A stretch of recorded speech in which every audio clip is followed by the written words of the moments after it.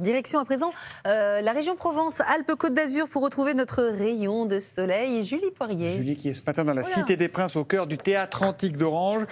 Mesdames, Messieurs, c'est donc la dramaturge Julia Poirietus qui est avec nous ce matin et c'est un grand honneur, Julia.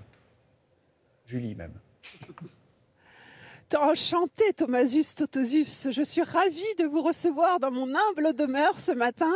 Effectivement, nous voilà plongés en 35 avant Jésus-Christ, date de la fondation de la ville d'Orange. D'ailleurs, j'ai une petite question pour vous, Thomas, qui est fan de foot. Savez-vous pourquoi les joueurs de foot du Pays-Bas ont un maillot orange? Eh bien, parce que c'est joli et que ça se voit dans la nuit.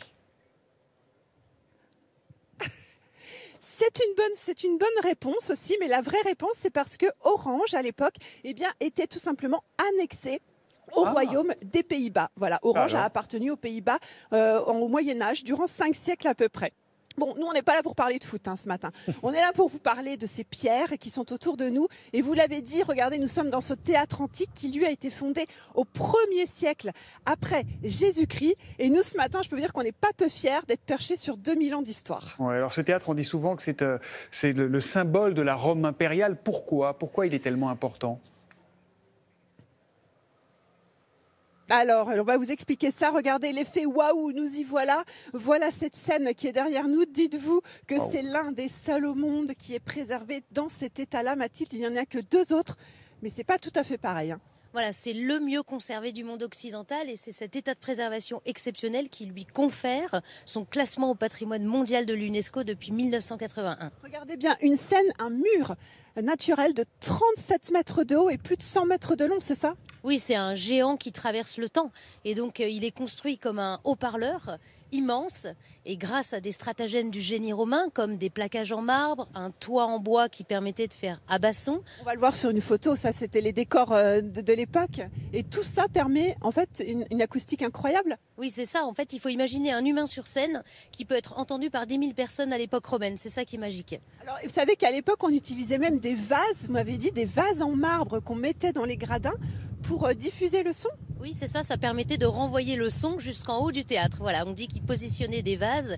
Donc il y avait vraiment la finesse de l'ingénierie de nos ancêtres les Romains avec la finesse de leur sens et de leurs oreilles. Dites-vous là, Thomas, là où je suis, enfin un tout petit peu plus haut, si normalement je fais un petit chant lyrique, là, il y a plus de 7000 personnes qui peuvent m'entendre et je n'ai pas besoin de micro ni de sonorisation. C'est fou, c'est fascinant. Ben, bien sûr, vous allez le tester tout à l'heure, mais j'ai quand même une dernière question avant.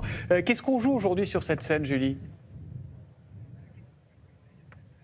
Alors, on continue à jouer des spectacles un petit peu traditionnels, on va dire, mais on joue des trucs de fou aussi, Mathilde. Qui vient ici? Sting vient cet été. Il revient parce qu'en fait, il est venu il y a 43 ans, il est venu en 1980. Donc oui, ça va être un des grands moments de l'été au Théâtre Antique. Donc c'est aussi la dichotomie de tous les styles musicaux, de la musique électronique au lyrique, en passant par le pop-rock ou le métal aussi. Et alors, vous savez, Orange est connu pour ses chorégies aussi. Regardez, on monte sur la scène, cet effet waouh, vous allez le voir. Ça y est, j'ai l'impression que je vais jouer dans Carmen, Jean-Louis. Carmen, dans la Générale, c'est le 6 juillet et c'est un des spectacles des chorégies de cette année. C'est ça, donc on a chaque année, bien sûr, 1 ou 2 opéras. Cette année, c'est Carmen le 8 juillet. Alors, je ne vous dis pas acheter des places rapidement parce que je crois que c'est déjà complet. Mais la programmation des chorégies est très éclectique. On termine par un grand gala Verdi, encore de l'opéra, avec Anna Netrebko. Mais nous avons également Evgeny Kissine, sans doute le plus grand pianiste du monde, le 11 juillet. Katia Bouniatichvili très bientôt, un ciné-concert. Nous avons le ballet de la Scala, le ballet de la Scala. Ah bah oui, le lac des Cygnes, 2e acte du lac. On a du jazz, Kyle Eastwood. Voilà, une belle programmation. Voilà. Et alors sachez que toutes ces représentations, c'est une semaine de montage pour une représentation. Oui. Ça vaut le coup de venir ici, c'est sublime. Oui, Sting, Verdi, Carmen, on vient vous rejoindre. Par contre, Thomas. allez-y, c'est à vous, c'est à vous. Le théâtre antique vous écoute. Allez-y, Julie. Ah, encore, vous voulez que je chante? Oui. Comment c'est, Carmen? Attends, j'ai oublié le sein. C'est pas comme ça.